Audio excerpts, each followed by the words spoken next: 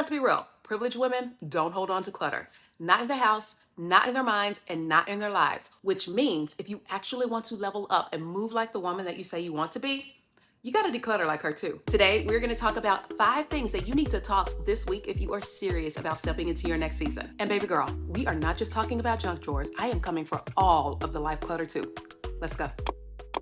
Welcome back to my channel, my friends, or welcome if you're new here. My name is Christy, and I make content centered around realizing that no matter where we are in life, no matter our age, we are just on time to live the life of our dreams. If you've been here for a while, you know that decluttering has been a part of my own personal transformation, not just because I wanted a clean house, but because, like I've said a lot of times, clutter is a reflection of what's happening inside of us. Privileged women, soft life women, women living in peace and abundance do not tolerate chaos in any part of their lives. So every season, I audit my life. And this week, you're gonna do it with me. And real quick, before we get too deep in the video, I want to ground us in what privilege is. It's not feeling better than other people because of some quality that you possess. It's not something that you are born into. It is a deep understanding that you have a right to expect the best life.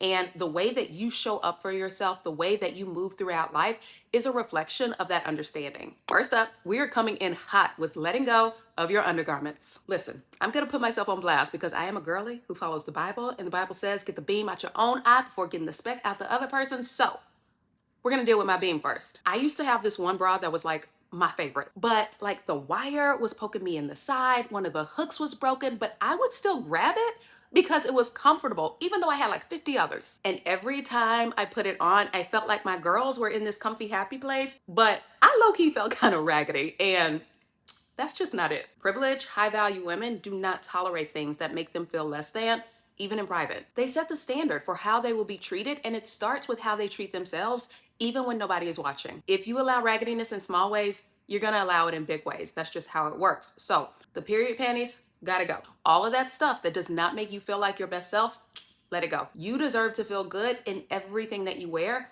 all the way down to your underwear drawer. Your undergarments should match the energy of the life you're stepping into. So this week, go through your drawer and toss anything that you wouldn't wear on a good day, a day that you are just feeling good and confident and proud of yourself. It does not have to be, this is my whatever underwear, but it does have to be something that makes you feel good, even if nobody's looking. Like my husband always says, if it is torn, ripped, doesn't fit, doesn't work, stained, ugly, any of the above, let it go. Even if it's just one thing that's in your undie drawer and you're like, ugh, this ain't cute. Just make room for better, girl. Make room for better. Number 2, expired makeup and beauty products. When I was deep in my decluttering era and every week I was tackling a new room, one day I went through the bathroom and I saw all of this like makeup products and stuff that I needed to get rid of. So I pulled out a lip gloss that I thought, oh, I'm probably going to wear this one day. I tried it on. Oh my goodness. It was so stinky and so sticky. It smelled like old crayons. I actually have a video and I will insert it if I remember, but needless to say, I had to let that go along with a whole bunch of other stuff. And some of it was brand new and unopened, and I had just let it go bad because I was saving it for later. But I had to be honest with myself that if I had not used it by then, I was never going to. Privileged women use products that elevate their life and their experience. Keeping expired products or not using your products is like telling yourself that you don't deserve fresh and beautiful things. Also, not using it is like secretly telling yourself that today just isn't special enough to use that expensive eye cream. Like, girl, that's why you bought it. I need you to reset your mind to recognize that holding onto things that you're not using only serves to clutter your mind and your space. So your action step here is to pick one space, whether that be a makeup bag, a drawer, or a basket where you keep your beauty products, and toss anything that is either separated, that is old and expired, that you haven't used in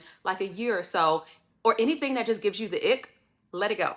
Number 3, craft supplies and or stationery that you don't use. As a former elementary school teacher and an arts and crafts girly at heart, I love stationery and pens and markers and papers and stickers and all sorts of cute things that I don't use except for like maybe once or twice a year, if that. Again, before I started decluttering, there were things that I had held on to for years, had held on to since I was an actual elementary school teacher, which was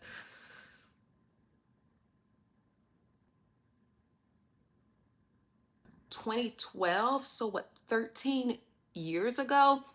So if this started 2 years ago, 10, whatever.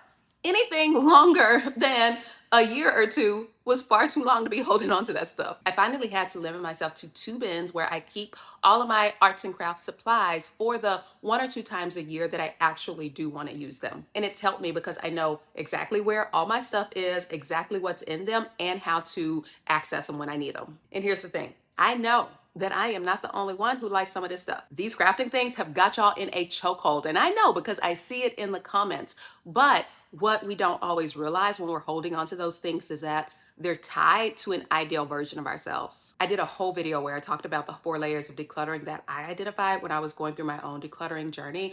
And ideal self is one of those layers that makes it really hard to start letting things go. I'll link below if you haven't seen it. But basically what it is that these are things that are tied to a version of us, either that we used to be or one that we idealize and think that we will be or come back to one day, but we're not actually doing anything with that. Privileged women do not hoard ideal self items. Their space is curated for who they are now and what they actively use. Holding on to future or past clutter actually steals your present peace. And so to reclaim your peace, you need to make room for the life that you're actively building. My action step, as always, I love to start small. So pick one bin, one drawer, one closet, one whatever, and toss the things that you have not used in the past year. And girl, I want you to be honest with yourself because you probably have not even thought about it. Real quick before you keep going, if you are loving these practical tips and you feel like you're just meant for more, like God has placed something in your heart and you just need the encouragement to go after it, I would love for you to join my email list. I send out weekly notes packed with tips, encouragement, resources, and ways to start living the life you've been craving. The link is down in the description and I would love to have you. Number 4, negative self-talk. I used to catch myself saying things out loud like, oh, I'm so behind, or oh, I look so tired. And I was not even thinking about the words that I was speaking over my life. It would put me in those mental spaces and I wouldn't understand why I kept feeling so behind and looking so tired. Privileged women understand that their words create their world. When you speak negatively over yourself, you end up shooting yourself in the foot and you limit your energy, you limit your mood and your confidence. So often as women, we can be so mean to ourselves while simultaneously not tolerating that for the women and the girls that we love. We will lift them up, we will encourage them, we will support them, and at the same time, say mean things to us and not understand why we are not leveling up and not feeling like the woman that we want to feel like. You need to give yourself that same love. So if it is not something that you would say to your best friend or your daughter or your niece or whomever other lady that you love, do not say it to yourself. Your action step. I want you to start catching one negative thought a day and then flipping it over into a positive or a neutral one. Preferably though, a positive one. Number 5, people who hold you back. Privileged women protect their peace. They surround themselves with other people who support them and who challenge them, not people who subtly shade them. If you find that you have people in your life who either make slick comments or look at you weird when you talk about an ambitious goal, or you have people in your circle is filled with people who are too scared to go after their own dreams, you have to recognize 2 things. One, they're draining your energy, but also they're stopping you from leveling up. One of the most tough love lessons that I have had to learn, but then also that I've had to share with other people is that not everybody can come with you. Not everybody is going to get it. And that's okay. I'm going to say something that's going to sound really harsh. And I don't mean for it to be harsh, but if it hits you that way and you're feeling a little sting from it, I don't know what to tell you, babe. The world is full of average people who think average thoughts and who don't understand when you decide you want to live more than an average life. You want to walk in your privilege, and you already know my thoughts on privilege. That does not mean that you feel like you're better than them. That doesn't mean that you don't love them or that you stop talking to them or that you can't spend time with them. But it does mean that you have to set boundaries because you do not want to let their averageness keep you at a level that you've outgrown or that you're working to outgrow. So what I want you to do is to identify a person this week whose energy feels heavy and set a boundary. Maybe that means shorter conversations, or maybe that also means not sharing deep information or deep thoughts and deep goals that you know that they may talk you out of. Now, if through this you find that you're actually the problem, if you find that something about my little TED talk on averageness stepped on your toes a bit, I love you, but we got some things to work through.